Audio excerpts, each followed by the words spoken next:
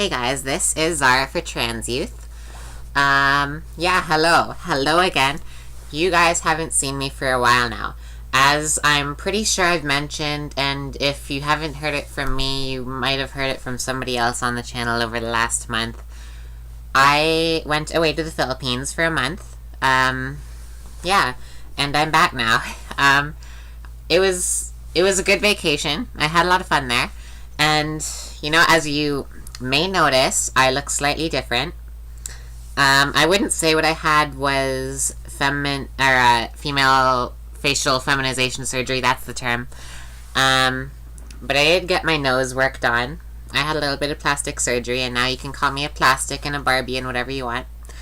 Pretty much what I had was, if you notice, my nose used to be a little bit bigger. And that's one thing I was always self-conscious about. It wasn't necessarily because I thought it was a masculine-looking nose or anything. It wasn't really a trans-related issue. It was more of just, a regular feminine issue. Just not being happy with the way my nose looked. Sorry, I'm a bit stuffy. What they did to it, though, they made it so it wasn't quite as long. And also, it's slightly narrower on the side here. They really didn't do a whole lot to the nose. It wasn't much recovery. I think pretty much what they did was they made a small incision here and here and stitched it up, and basically it just healed, slightly shrunken, I guess. I think is what they did. Also, what they also did, this was on the suggestion of the surgeon, who is wonderful, by the way. I will give references to anybody who wants it. Of course, she's in the Philippines, so you're going to have to go there to get it done. But, it could end up saving you a lot of money, because I got my surgery for, at least in Canadian money, it's a really good price. So I'll give you a reference if you ask for it. But she also gave me a chin augmentation. How she explained it, I never really had an issue with my chin. But she said that it would fix my proportions, right? So your face has to... The more... people who have more proportionate faces tend to be seen as more attractive. And so it was right here, but it wasn't right here. My chin was not long enough, according to her. And her surgical view of what, a face should look like on a person. And she's trained to do that. She's trained to look at a person's face and say, you're beautiful the way you are, but if you want anything changed, we can do this and this and this. And that's basically what she did, and it was wonderful. Yeah, okay. So, that's not what we're here to talk about. This topic is Halloween. And I hope I'm not too late making this video, because, I do have a fair bit of stuff I can say about Halloween. Most Halloweens were fine. When I got to high school, I started experimenting a bit more. I think my first Halloween in high school, when I was 14 years old, I went as an emo kid. And it was just kind of a joke kind of thing, not to really make fun of emo kids or anything. I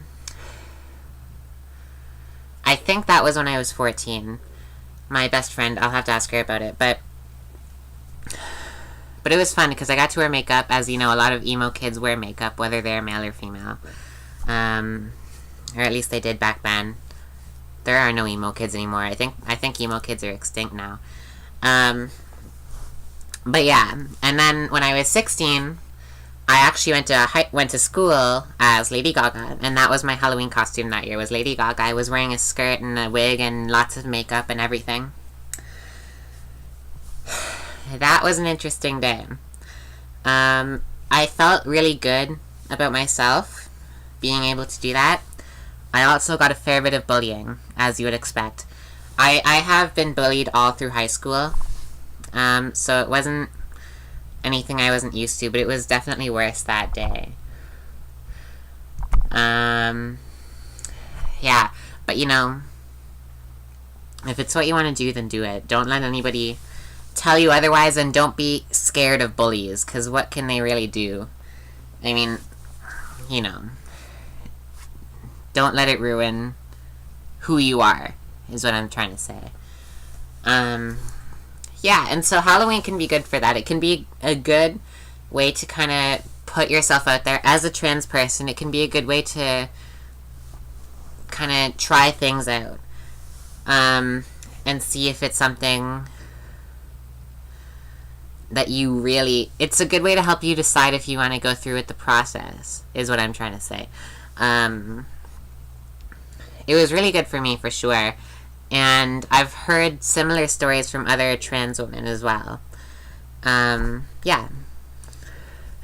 I haven't been able to go to do this yet, but for the last 4 Halloweens, I think, I have wanted to go as Peggy Bundy. And if you don't know who Peggy Bundy is, you need to go watch a show called Married with Children. It's one of the funniest sitcoms from, like, the 80s.